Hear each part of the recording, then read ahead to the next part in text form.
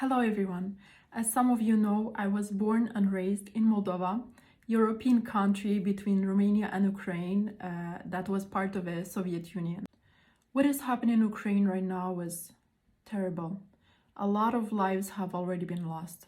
Russian citizens and Ukrainian citizens do not want war. Young soldiers are forced to kill each other, even though they consider themselves as brothers.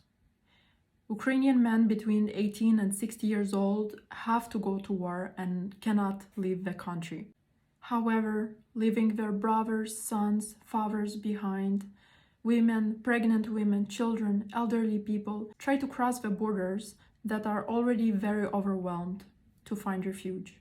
Moldova and Romania are opening their arms to help, but the resources are limited, Moldova being the poorest country in Europe. I know that funds have been created to come in aid for Ukraine, like the Red Cross. I don't know when and how the funds will be distributed. What I do know is that I have an uncle in Moldova. His name is Tolia. Him with other of my family members and friends, they go with minivans of 6 passengers non-stop to the northeast of Moldova at the borders, and they bring refugees back to find them a place to sleep and food. There's an inflation problem just like here, and gasoline just for one round trip costs 400 lei, which is the equivalent of 28 Canadian dollars. Added to this is food and accommodation, but the monthly average salary in Moldova is of 382 Canadian dollars. Tola is a man with a huge heart.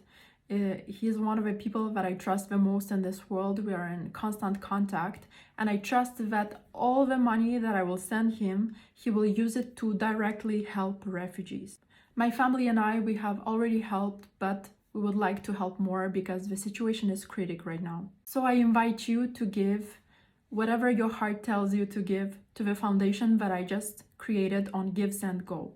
$5, $10, it doesn't matter.